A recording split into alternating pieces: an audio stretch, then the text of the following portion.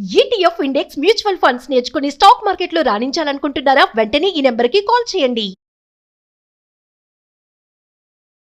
Welcome to our channel. ఈ రోజు మనతో పాటు ఉన్నారు ఆధ్యాత్మికవేత్త డాక్టర్ అనంతలక్ష్మి గారు. అమ్మా నమస్తే. నమస్తే అమ్మా. అమ్మా, ఆడవాళ్ళం వేసుకునే రకరకాల డ్రెస్సులు, చీర కావచ్చు, చుడిదార్ కావచ్చు, సందర్భానుసారం వేసుకుంటే సందర్భానుసారం అలా కనిపిస్తే బాగుంటుంది, నిండుగా ఉంటుంది. సందర్భాన్ని దాటి అంటే ఒక సిచ్యువేషన్లో ఇంకొక డ్రెస్తో కనిపించామనుకోండి, చూడటానికి ఆక్వర్డ్ కనిపిస్తుంది, కొన్ని విమర్శలు కూడా ఎదుర్కోవాల్సి వస్తుంది అనుకోండి. మీరేమంటారు? తప్పనిసరిగానమ్మా, ఉచితము అని ఒక పదం ఉంది. ఉచితం అంటే తగింది, ఫ్రీ అని కాదు. ఒక ఔచిత్యం పాటించాలి. ఎక్కడికి వెళ్ళేటప్పుడు దానికి తగినటువంటి ఆహార్యం, అంటే పెద్ద నగలు పెట్టుకోమని కాదు అక్కడ అర్థం. వేసుకునేటటువంటి వస్త్రాలు కూడా తగినట్టు ఉండాలి. పూర్వకాలం ఆడవాళ్ళు ఎప్పుడూ చీరలే కట్టుకునేవారు కనుక దాంట్లో తేడా ఉండేది కాదు. అయినా కట్టిన చీరల్లో తేడా ఉండేది. కొత్త చీర, పట్టు చీర ఎవరైనా చనిపోయిన చోటికి కట్టి కడతారా? లేదు కదమ్మా. పెళ్ళికి చిరిగిపోయిన పాత చీర కట్టుకుని వస్తారా? రాదు కదా. కనుక కట్టేది చీరే అయినా వెళ్ళే సందర్భాన్ని అనుసరించి వస్త్రధారణ చేసుకోవడం అన్నది ఒక ఔచిత్యాన్ని పాటించడం అని చెప్తారు. అందువల్ల తప్పనిసరిగా మనం వెళ్ళే ప్రదేశానికి తగినటువంటి వస్త్రధారణ చేసుకుని తీరాలి. ఇప్పుడు విదేశాల్లో కూడా వాళ్ళు ఎటువంటి వస్త్రాలు వేసుకుంటారన్న దాన్ని మాట ఉంచి ఉద్యోగాలకు పెడితే 3 పీస్ సూటే వేసుకుంటారే. అది కిందది స్కర్ట్ వేసుకొని పైన టాప్లెస్ వేసుకొని, అంటే ఇట్లా భుజాల మీద లేకుండా ఉండేది వేసుకొని, బయటకు వచ్చి ఉద్యోగానికి వెళ్ళేటప్పుడు మాత్రం కోట్ లేకుండా వెళ్ళరు కదా, బ్లేజర్ వేసుకుంటారు. బ్లేజర్ వేసుకోవాల్సిందే కదా, 3 పీస్ సూటే వేసుకుంటారు. అది అక్కడ ధర్మం. పైగా ఆ దేశాల్లో, మన దేశంలో మనం పాటించట్లేదు కానీ అక్కర్లేనివన్నీ పాటిస్తాం, మనం కావాల్సినవి పాటించాం. ఆ దేశంలో స్ప్రింగ్లో వేసుకునే బట్టలు వేరు, ఆటంలో వేసుకునే బట్టలు వేరు. అవును కదా, తేడాగా ఉంటాయా? పైగా వాటి మీద ప్రింట్లు కూడా తేడా ఉంటాయి. బట్టలు చూడగానే ఇట్లే తెలిసిపోతుంది. బట్టలు, ఈ రకమైన బట్టల్లో వాళ్ళు కనపడ్డారంటే వాళ్ళ సీజన్ ఏమిటో మనం చెప్పేచ్చు. పూల పూల పూల పూల డిజైన్లు ఉన్న వేసుకుంటే వాళ్ళు అది సీజన్, స్ప్రింగ్ సీజన్ అని చెప్పేస్తాం. మరి అట్లా ఆ దేశాల నుంచి అనుసరించే వాటిల్లో అనుసరించలేదు. మన దేశంలో పూర్వులు పాటించే పద్ధతుల్ని పాటించకుండా ఎటూ కానటువంటి పరిస్థితుల్లో మన వస్త్రధారణ ఉంది అని మనం కొంచెం బాధాకరంగా చెప్పుకోవాల్సినటువంటి విషయం, బాధపడుతూ చెప్పుకోవాల్సిన అంశం. మీకేమనిపిస్తూ ఉంటుందమ్మా? ఏమనిపిస్తుందంటేనమ్మా, ఆధునిక కాలంలో ఆడపిల్లలు ఉద్యోగాలు చేయడానికి, చదువుకోవడానికి వెళ్ళడం మొదలుపెట్టిన తర్వాత పరికిణీలు చీరలు మానేసి, పరికిణీ ఓణి చీరలు మానేసి పంజాబీ సూట్స్ అన్న వేసుకుంటున్నారు. దానికి ఎటువంటి అభ్యంతరం లేదమ్మా. ఒళ్ళు కప్పుకోవడం ప్రధానం. ఒళ్ళు కప్పుకోవడం కూడా ఎదుటి వాళ్ళని రెచ్చగొట్టేట్టు ఉండకూడదు. వస్త్రధారణ అనేక కారణాలుగా చేస్తాం మనం. ఒకటి శీతాతపవాతాల నుండి రక్షించుకోవడానికి, అంటే చలి, ఎండ, గాలి, వాన, ఈ 4 నుంచి రక్షించుకోవడానికి కదా మనం బట్టలు కట్టుకుంటాం. ఇది ఈ బాహ్య వాతావరణంలో నుంచి రక్షించుకోవడానికి కట్టుకునేటటువంటి వస్త్రాలను కూడా 2 సౌఖ్యాలు దగ్గర పెట్టుకుంటాం. ఒకటి నాకు సుఖంగా ఉండాలి, రెండోది ఎదుటి వాళ్ళకి ఇబ్బంది కలిగించకూడదు. అంతే కదా.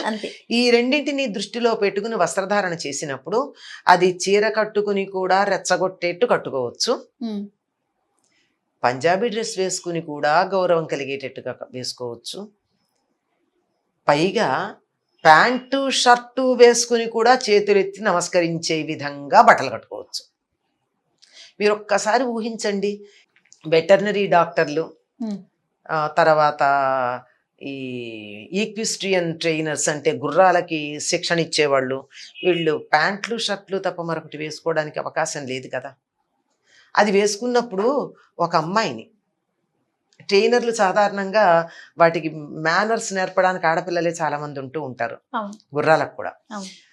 ఒక నల్లని ప్యాంటు, ఒక లైట్ కలర్ అంటే white, off white or light yellowish tinge, light pink, light blue, ఇలాంటి టింజ్ ఉన్న ఒక full hands shirt with close neck ఉన్న అమ్మాయి గుర్రం పక్కన పెద్ద జడ వేసుకుని పెడుతున్నా ఎంత అందంగా అనిపిస్తుందమ్మా, అవునమ్మా. మర్యాదగా ఉండదు ఉమ్. కదా. అంచేత వేసుకునేటటువంటి వస్త్రం విధానాన్ని బట్టి గౌరవం ఉంటుంది. మనం వృత్తిని బట్టి బట్టలు మారతాయి. ఉమ్. ఇందాక మీరు సందర్భానికే అన్నారు, సందర్భమే కాదు చేసే వృత్తిని బట్టి వస్త్రధారణలో తేడా ఉంటుంది. ఎగ్జాక్ట్లీ అమ్మా, కరెక్ట్. అంతే కదా. అంతే. ఆ విధంగా ఉండేటట్టుగా మర్యాదగా ఉండొచ్చు. పంజాబీ డ్రెస్ ఉంది, ఇప్పుడు అందరూ పిల్లలు వేసుకోవడానికి బాగా ఉంటుందని నేను చెప్తూ ఉంటాను. నన్ను చాలా మంది విమర్శించారు కూడా, నువ్వు ఇంత సాంప్రదాయకంగా ఉంటావు, సంప్రదాయం అంటావు, ఆడపిల్లలు పంజాబీ డ్రెస్ వేసుకుంటే ఎందుకు ఒప్పుకుంటావని. లంగావోణి వేసుకుని ఎదుటి వాళ్ళని రెచ్చగొట్టేటట్టు నడుం కనిపించేట్టు కట్టుకునే బట్టల కన్నా ఒళ్ళంతా కప్పుకునేటట్టుగా పంజాబీ డ్రెస్ వేసుకుంటే మర్యాద కలుగుతుందా లేదా? ప్రధానం అవతల వాళ్ళని రెచ్చగొట్టేటట్టుగా ఉండకూడదు. అయితే వాళ్ళదే తప్పు రుచిపోకూడదు అనుకో, అయినా సరే ఏం చేస్తాం, అలాంటి చేయలేం కదా. అందుకని అలాంటి వస్త్రధారణ చాలా అవసరం. కాకపోతే పంజాబీ డ్రెస్ అనుమతించారు కదా అని చెప్పి ఇప్పుడు కనపడేటటువంటి కొన్ని రకాల వస్త్రధారణలు చూస్తుంటే దీన్ని ఎందుకు ఒప్పుకున్నామా అనిపించేట్టు అనిపిస్తుంది. ఎందుకంటే బస్సు ఎక్కాలన్నా, మెట్రోలో పరిగెత్తుకుంటూ దాని మించి పరిగెత్తుకుంటూ వెళ్ళి అంటే ఎస్కలేటర్, దాని మించి పరిగెత్తుకుంటూ వెళ్ళి మెట్రో అందుకోవాలన్నా, లేదా తన సొంత 2 వీలర్ నడుపుకోవాలన్నా పంజాబీ డ్రెస్ చాలా బాగుంటుంది. చీర కట్టుకుంటే మరాఠీలు కట్టుకున్నట్టు కట్టుకోవాలి. మహారాష్ట్రియన్స్ కట్టుకుంటారు కదా, వాళ్ళు కట్టుకున్న చీర యుద్ధం చేయడానికి బాగుంటుంది. అంటే 2 కాళ్ళ మధ్యలో నుంచి మగవాళ్ళు పంచ కట్టుకున్నట్టుగా ఈ కాలికి కూడా కట్టుకుంటారు. ఆ చీర అలా వెళ్ళిపోయి అసలు పంజాబీ డ్రెస్ ఎంత సుఖంగా ఉంటుందో అంతకన్నా సుఖంగా ఉంటుంది.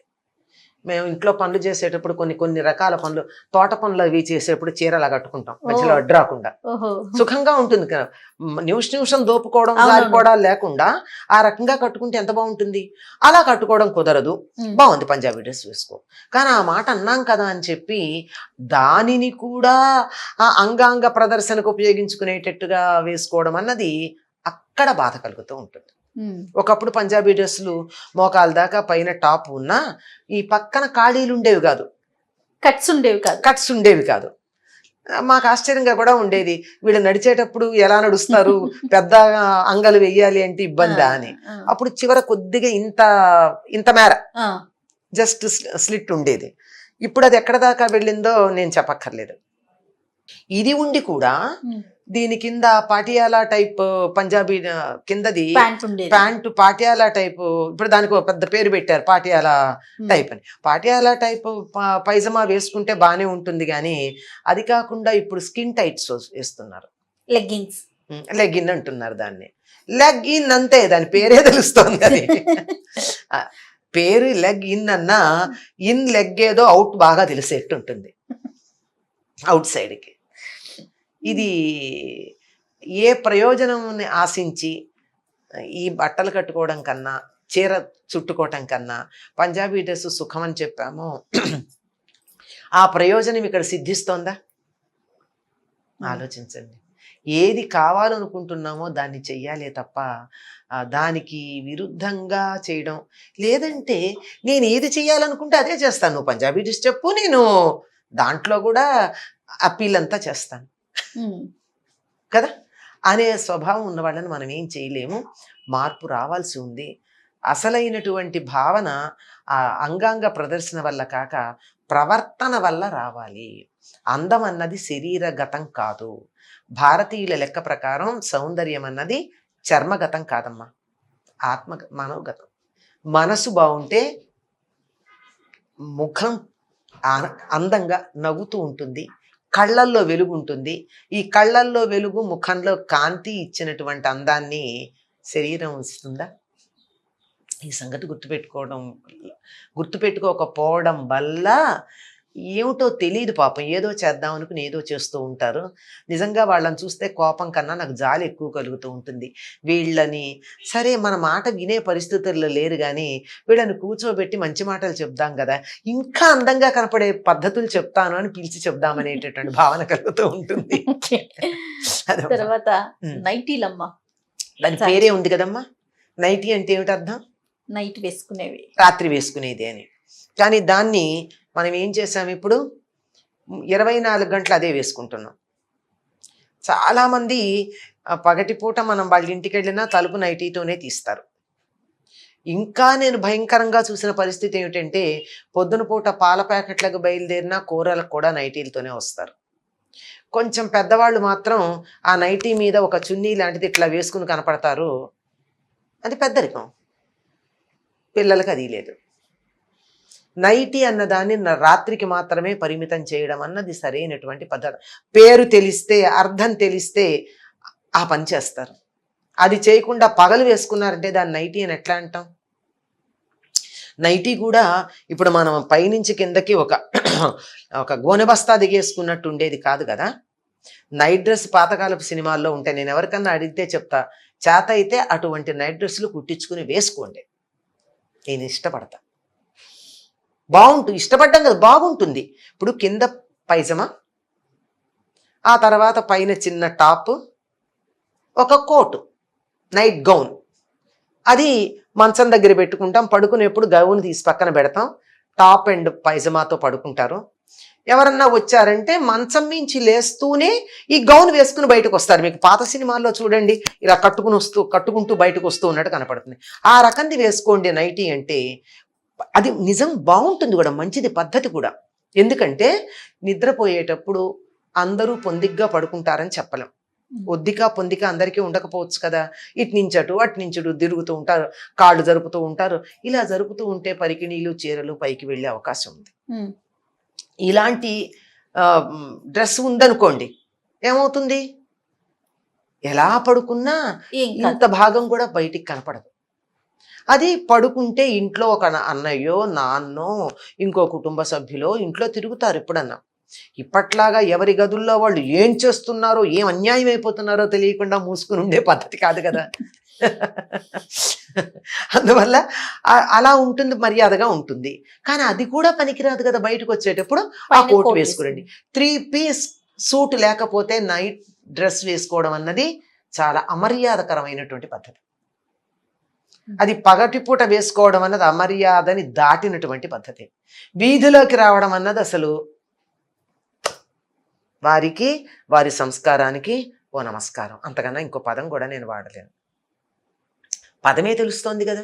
పైగా ఇంకోటి ఏమిటంటే, నైటీ అన్నది రాత్రి వేసుకున్నప్పుడు ఆ బట్టలతో పగటిపూట పని ఎట్లా చేస్తారండి? మనిషి నిద్రపోతున్నప్పుడు జీవ ప్రక్రియ ఎక్కువ జరుగుతుంది, మెటాబాలిక్ యాక్టివిటీ అంటారు. అది ఎక్కువ జరుగుతుందని కదా చెప్తారు.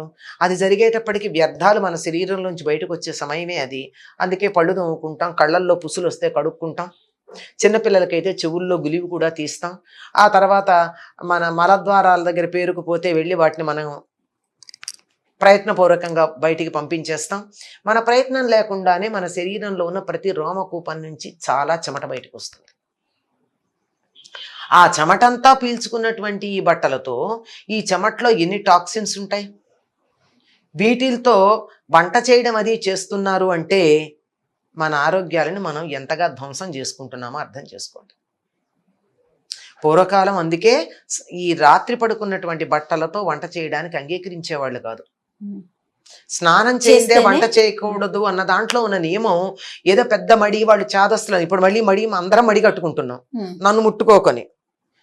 ఆ రోజుల్లో మడి కనీసం ఒక అడుగు దూరం ఉండేది. ఈ రోజుల్లో మడి 2 మీటర్లు. అది కూడా హూ చెప్పాడు అంటే WHO. బాగుందమ్మా, హూ చెప్పాడా? అంతే కదా. అప్పుడు చెబితే అదేమో చాదస్తం అన్నాం. ఇప్పుడు దాన్ని ఇంకా పొడుగు చేస్తే ఆచరణ యోగ్యం అంటున్నాం. ఇది కూడా అంతే. కరచాలనం మానేయమన్నాం. అది వరకు మీద పడితే మనం ఒప్పుకునే వాళ్ళమా? ఎందుకని? చెమట. ఇప్పుడు దశాబ్దం అయిందనుకుంటా, తేదీ మర్చిపోయాను నేను. కమ్యూనికల్ డిసీజెస్ రీసెర్చ్ సెంటర్ వాళ్ళ మ్యాగజైన్ ఒకటి ఉంది, జర్నల్, మెడికల్ మ్యాగజైన్. వాళ్ళు చెప్పింది ఒక పెద్ద ఆర్టికల్ ఉంది. అందులో ఆర్టికల్లో వాళ్ళు చెప్పింది ఏంటంటే, ఎక్కువ వ్యాధులు సంక్రమించేది కరచాలనం వల్ల. అరచేతుల్లో చెమటలు పడతాయి. ఈ చెమట వాళ్ళకి తగిలి ఇవంతా కూడా వ్యాప్తి చెందుతుంది. ఎందుకంటే అరచేతిలో స్వేద గ్రంథులు ఉండవు, కానీ చెమట పడుతుంది. అరచేతుల్లో చెమటలు పడితే చాలా భయంకరమైనటువంటి నీరసానికి సంకేతం. తక్కువే పడుతుంది, కానీ అరచేతిలో పడినటువంటి చెమట ఏమవుతుంది, ఇట్లా అనుకుంటాం ఏదో ఒకటి అనుకోకుండా, కనీసం ఇట్లా అన్నా అనుకోకుండా ఉండలేం కదా, అలా పెడుతుందట. అందువల్ల ఇతరుల నుండి మీకు ఎటువంటి వ్యాధులు సంక్రమించకుండా ఉండాలంటే కరచాలనం మానేయమని చెప్పి వాళ్ళు దాని గురించి ఒక ఆర్టికల్ రాశారు. నమస్కారం పెట్టమని ఏం చెప్పలేదు వాళ్ళు, ఎందుకంటే అది ఆ దేశానికి చెందింది కాదు, కానీ దీన్ని మానమని. అయినా ఆ దేశాల్లో చేసేవాళ్ళు కూడా గ్లౌజ్ ఉంటాయి కనుక అంత సమస్య లేదు. మనకి గ్లౌజ్ లేకుండా చెమటలు పడుతూ ఒళ్ళంతా చెమట కారుకుంటూ ఉండే ఈ దేశాల్లో కరచాలనాలు ఏమిటి? ఒళ్ళంతా చెమట పడితే రాత్రంతా చెమటతో తడిసిపోయి కంపు కొడుతున్నటువంటి బట్టలతో వంట చేసి ఇంట్లో వాళ్ళకి పెడితే వాళ్ళకి కానీ నాకు కానీ ఆరోగ్యం ఎట్లా ఉంటుంది? అక్కడికి ఇంగ్లీష్లో దాన్ని నైటీ అంటే మనం పగలు వాడుతున్నామంటే ఎంత మూర్ఖులమో ఆలోచించండి. నాకు ఈ మాట అంటే ఒకళ్ళు అన్నారు, ఇది నైటీ కదండి, హౌస్ కోట్ అన్నారు. హౌస్ కోట్ ఇలా ఉంటుందా? హౌస్ కోట్ ఎట్లా ఉంటుందో నేను చూపిస్తాను, నీకేదో ఒక పదం తెలిసిన వాడద్దు. మన దేశంలో వస్త్రధారణ వేరు, విదేశాల వస్త్రధారణ వేరు. వాళ్ళు కూడా ఈ చిన్న చిన్న బట్టలే కట్టుకున్నా నైట్ గౌన్ లో ఏ రకంగా కోట్ వేసుకుని బయటకు వస్తారో అట్లాగే ఇంటికి ఎవరన్నా వచ్చారంటే హౌస్ కోట్ ఒకటి పైన తగిలించుకుంటారు. ఆ తగిలించుకోవడానికి దానికే బటన్స్ ఏమి ఉండవు, పెద్దది ఉంటుంది, ఈ ర్యాప్ ఉంటుంది, ఇట్లా ర్యాప్ చేసి దీని మీద ఇది పెట్టి బట్ట కట్టేసుకుంటారు. అందుకని ప్రతి ఇంట్లోనూ ఒక బట్టల స్టాండ్ ఉంటుంది, దాంట్లో ఉంటుంది, దాని మీద ఒక హౌస్ కోట్ పెట్టుకుంటారు. బెల్ మోగింది, డోర్ బెల్ మోగిందంటే హౌస్ కోట్ వేసుకుని వెళ్ళి తీస్తారు. మనలాగా చెప్పా పెట్టకుండా రారు కదా మనుషులు, మనకంత లేదు. ఆ విషయాల్లో మనం పాటించాం, అదేం దోషంగా కూడా చెప్పక్కర్లా మనకున్న ఆప్యాయతలకి. అవును, ఆ దేశంలో అది కూడా ఇటుక శని కదా, ఆ ఇటుక సీత వాళ్ళు బెల్ కొడతారు, వీళ్ళేమో హౌస్ కోట్ వేసుకుని పెడతారు. మనకు అబ్బి లేనప్పుడు ఇవన్నీ పాటించటం, అది సగం ఇది సగం ఉండేవి పాటించటం ఏమిటి? ముఖ్యంగా నైటీ అనేది రాత్రికమ్మ. రాత్రి పడుకున్న బట్టలతో వంట చేయడం, ఇంట్లో పనులు చేయడం అనేది మంచిదైనట్టు కాదు అనే సంగతి ఏ సైన్స్ బేసిక్ నాలెడ్జ్ ఉన్న వాళ్ళకన్నా తెలుస్తుంది. ఈ రెండు సమన్వయం చేసుకుంటే వేసుకోవచ్చో వేసుకోనక్కర్లేదో వాళ్ళకే తెలుసండి, ఎవరికి వాళ్ళకి. మనం చెప్పేదేముంది. రైట్ అమ్మా, నమస్తే. నమస్తే అమ్మా. ఈ వీడియో కనుక మీకు నచ్చినట్లయితే లైక్ చేయండి, షేర్ చేయండి. మరిన్ని వీడియోస్ కోసం మా ఛానల్ని సబ్స్క్రైబ్ చేసుకోండి.